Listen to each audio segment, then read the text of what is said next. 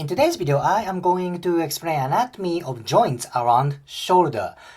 When you think about shoulder joint, many people think about this joint. Of course, this is part of joint. However, there are numerous joints around shoulder joint. Let me explain 6 joints today. Yeah, 6 joints. There are numerous joints, right?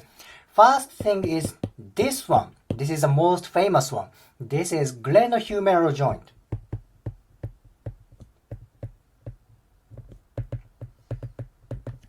Glenohumeral joint. Gleno means scapula. Humeral means humerus, right? That's a joint between scapula and humerus. This is the most movable joint in human body. Glenohumeral joint. Now let's go to this one. This is acromioclavicular joint.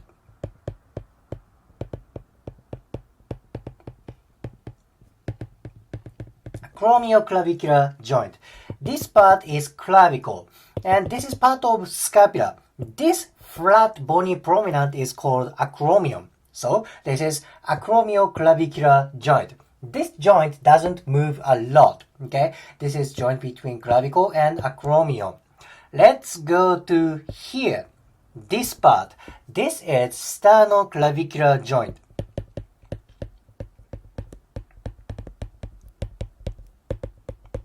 Sternoclavicular joint. This is sternum. This is clavicle. So this is sternoclavicular joint. Clavicle, scapula, and humerus are one continuous thing. Think about it. This is clavicle. Clavicle has joint with acromion. Acromion is part of scapula. Okay, there's joint between clavicle and scapula. And of course, there's joint between scapula and humerus. If one or two, or all of them gets tight or dysfunction or injury, let's say somebody has clavicle fracture, this fracture gives huge effect for shoulder movement. If you know somebody who has had clavicular fracture, it is so painful to move arm. So clavicle movement is important for scapular movement and shoulder movement. Anyhow, I explained 3 joints in this picture. Glenohumeral joint, the most famous one, acromioclavicular joint, and sternoclavicular joint.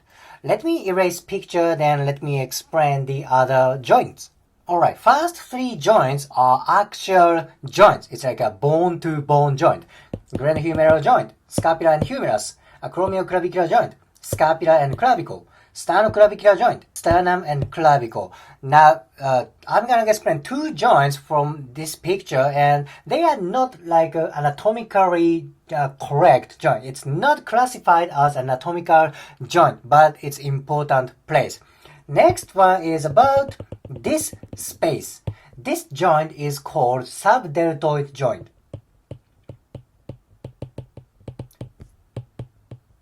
Subdeltoid joint or subacromial joint. Subacromial, it's below acromion and it's below deltoid muscle. Why is this space important? Because there are many layers around this space, such as supraspinatus. Supraspinatus is part of rotator cuff. Imagine this is supraspinatus. And there is deltoid, like this, big muscle. And there is a tissue called bursa. Let's see, bursa. Bursa is like a lubrication system in joint. Bursa prevents friction in joint. So it's very common that somebody has a bursitis, inflammation around bursa. Or when somebody has a supraspinatus injury, deltoid injury, sometimes people complain pain around here. That is why this subdeltoid joint or subacromial joint is very, very important, even though this is not the actual joint. You know what I mean? So this joint is sometimes classified as functional joint. It's not anatomically joint, but it's functionally classified as joint. Very important place. Now, next place is also kind of a functional joint. It's space between scapula and ribcage. Imagine there's space between these 2 tissues.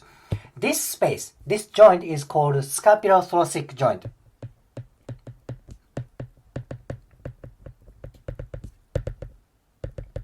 scapulothoracic joint. It's hard to see from this picture. Let me change angle of picture. Okay, this is superior view. This is scapula.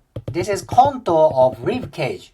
Scapulothoracic joint is space between these two bones.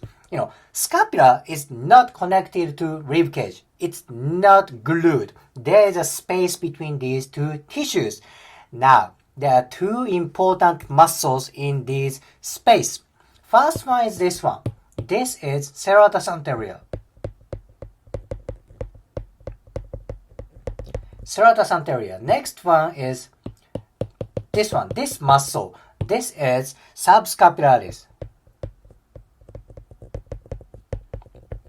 Subscapularis. There are two muscles in this space. So if serratus anterior or subscapularis gets tight, that may create friction around this space. Now what's going to happen then? Scapular movement may be inhibited. It's very important place. When scapula moves, that needs to glide along rib cage. But if there's adhesion or dysfunction in this space, scapular movement may be inhibited. That is why this scapulothoracic joint is very important. Now let's go to the last one. Last one is not on the anatomy book. This is not actual joint. It is kind of a ligament structure, ligament complex around coracoid process. This area is called coracoid process.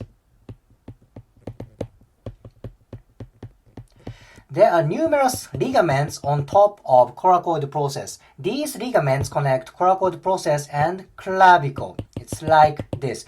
Again, this is not joint. This is how you see a bony structure, ligament structure. When this place gets tight or ruptured ligament or injury, shoulder joint movement decreases a lot. You cannot ignore this tiny place, this tiny ligaments, very important place.